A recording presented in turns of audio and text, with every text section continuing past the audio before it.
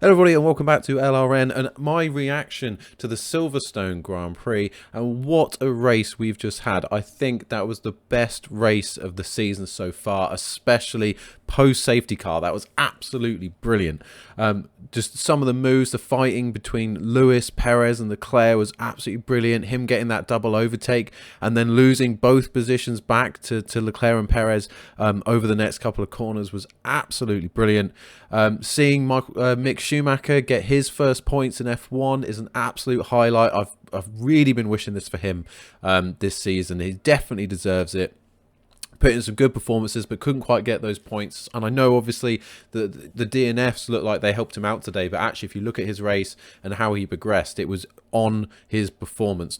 He didn't gain positions massively through the DNFs, through the issues at hand. He had some fantastic racing with Verstappen at the end, showing how good he is. But also, he made sure not to have that collision with Verstappen that would have really ruined his race. If he'd gone too hard, he could have lost those points. He could have ended up DNFing right at the end. So he pushed, but he didn't push too much. I think he made the right decision, brought it home for 8th place.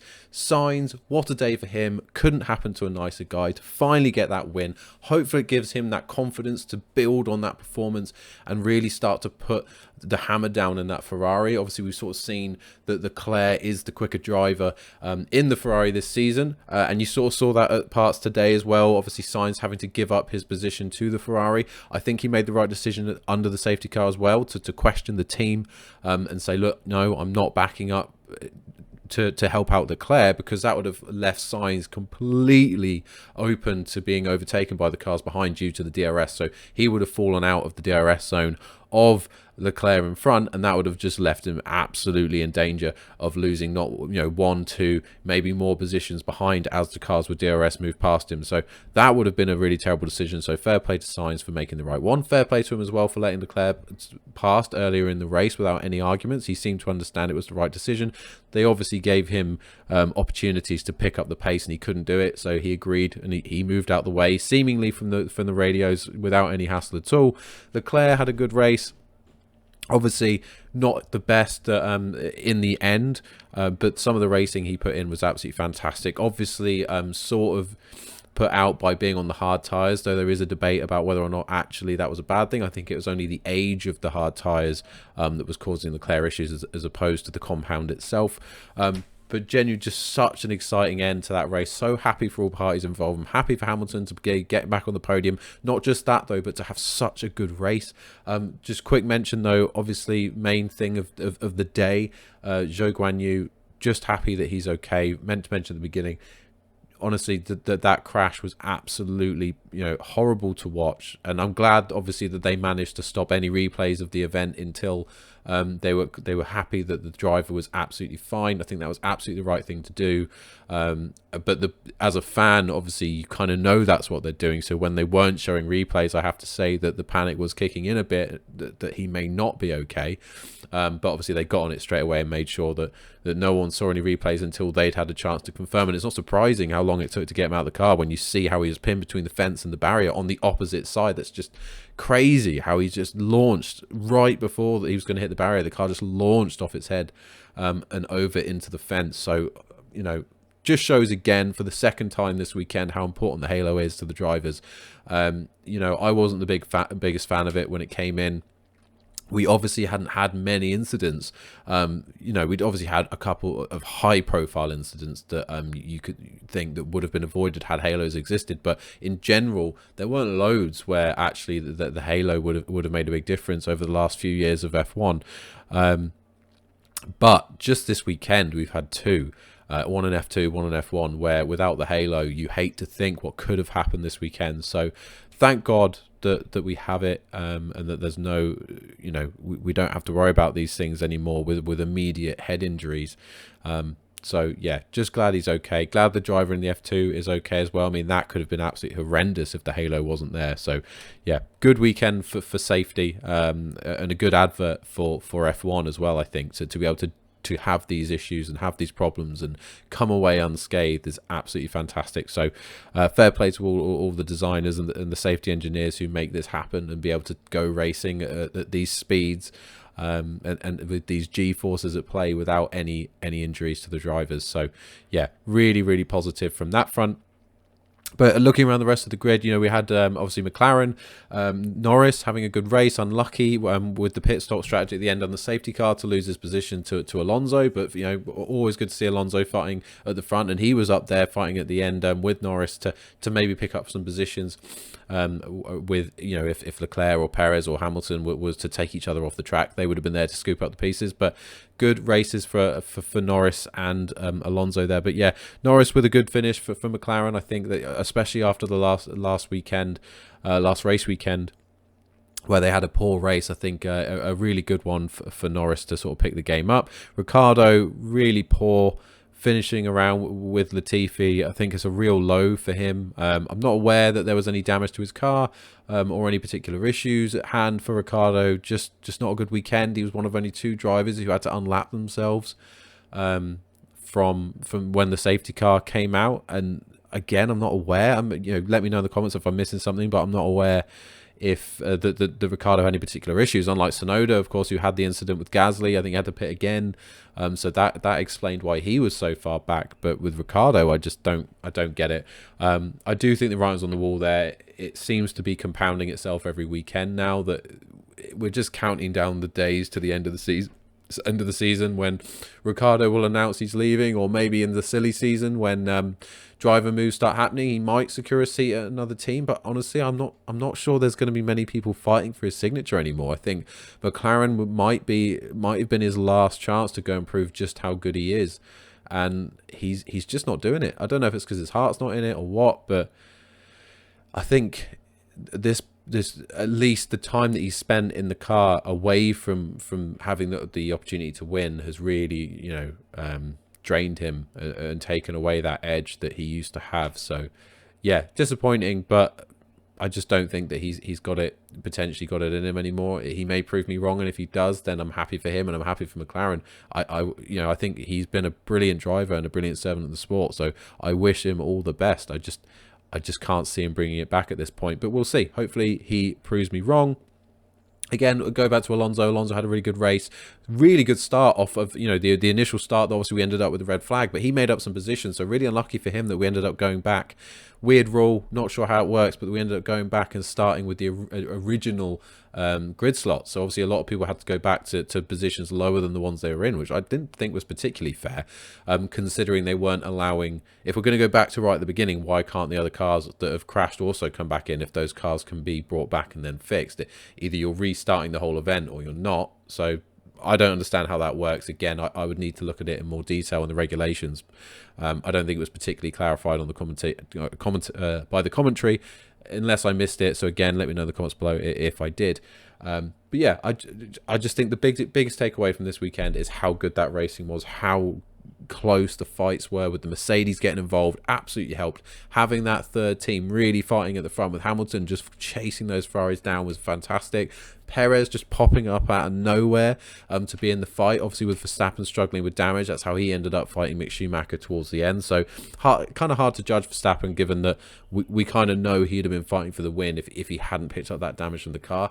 Obviously a suggestion it could have been debris from Perez's car that actually caused the damage to Verstappen, so that would be a bit ironic for the Red Bull team if it ended up being Perez's wing that ended up causing the issues for Verstappen. But yeah, really a sort of a mixed day for Red Bull. For Perez to come back from where he was to end up on the podium is a huge result for him and for Red Bull from the perspective of rescuing the day. But for Max, obviously, to get that damage and slip away for the fight to win, to fighting Mick Schumacher down in eighth and ninth position is a huge drop off and a bad day for Max. So it'll be mixed feelings at Red Bull, I think, but certainly it bodes well for the rest of the season, with Ferrari obviously getting a fantastic result, and then Mercedes as well, showing that they've got the pace. Unlucky for George that he obviously couldn't participate. He was trying to claim that the only reason he got out the car under the red flag was to go and check on Guanya Zhou. So should he have been allowed to continue when he did it just for safety rules?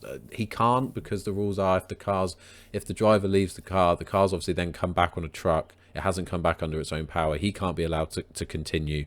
He's obviously not happy with that. He felt he was just being a good Samaritan. He did end up actually getting back in the car to help it get moved. But either way, unlucky for George there. He didn't do anything wrong. I don't think, if you look at all the replays, I don't think any of the drivers on that crash at the beginning did anything wrong.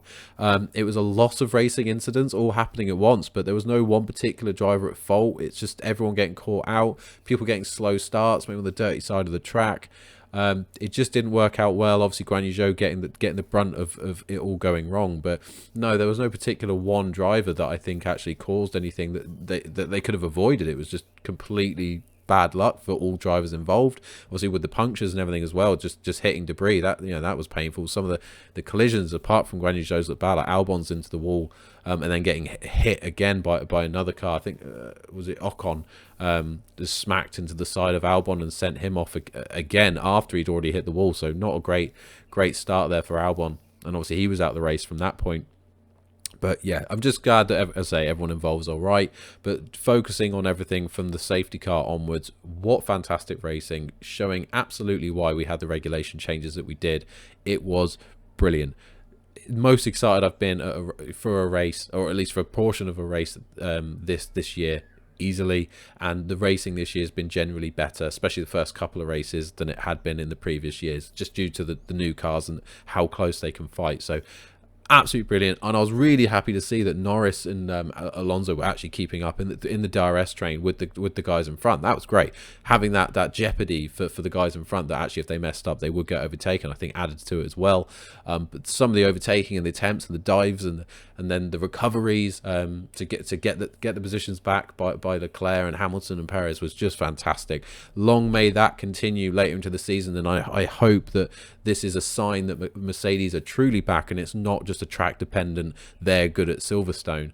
But we'll see as the season progresses. But it would certainly be good, and if we can get a few DNFs and we can start to see for Red Bull maybe, and start to see that maybe Mercedes could get back in that fight for the championships, and have a real three-way battle, considering that we've really rarely even had a two-way battle for constructors especially, would be awesome. Absolutely awesome if we could get a three-way fight. And I know we're already quite far into the season, and it would be really difficult for Mercedes to get truly involved now unless something magical happens. But if they can get the pace and start winning a couple of races, it's not too late. So let's hope that will happen. Let's hope that the midfield battle stays really close. That does seem track dependent on what car finishes where. Latifi, give him a shout. He had a fantastic race today. Obviously didn't end up in the points, but he did a really good job for Williams this weekend. One of the best weekends he's had, and he hasn't had a lot of them, especially this year. So fair play to Latifi. He's had a good day. For me though, driver of the day, it's such a difficult one when so many people have put on good performances. But I think for me, my driver of the day was probably Mick, because he's made moves. He's gained so many positions in that race. He was up 8 positions at one point. I'm not sure if he finished with more than that, but he certainly had gained 8 positions early on. And to finally get his first points, obviously with Sainz getting his first win, but that got really helped out by the strategy with the tyre. Obviously, you think that on the tyre strategy, if Leclerc had a better tyre strategy or had actually come in for the softs, probably Leclerc would have had the pace to win instead of Sainz. So it's a difficult one, but I think Mick Schumacher's finished to finally get 8th, finally get his first points. For me, it just hits me harder that he's finally gone and done that. But I think you could give it to any of them. I think you give it to Sainz, Hamilton. I think Perez's recovery was fantastic. Obviously, I don't think Verstappen's in the conversation, but that's not his fault. Just brilliant drives all round, and I'm happy for everybody. I'm happy that obviously everyone's come away safe. I'm happy that the racing was absolutely fantastic. I'm happy it's happened at Silverstone because I think Silverstone needed it. Just brilliant. So I hope you guys enjoyed it as much as I did. It's been an absolutely fantastic race and a fantastic race weekend. But that's it, guys. That's my review for the Silverstone Grand Prix. Let me know in the comments below what you thought of the race, and maybe what your hopes are for the rest of the season. Do you think Mercedes can get back into the fight? be good to know. But I'd say subscribe if you are new around here. We'll be uploading reviews for all the races as we go through the season, along with my gaming content on F1 22 and F1 Manager when that launches later in August. But also, if you did like this video, make sure to hit like. Otherwise, guys, I'm going to thank you so much for watching the video today. I hope you have a great day. Goodbye.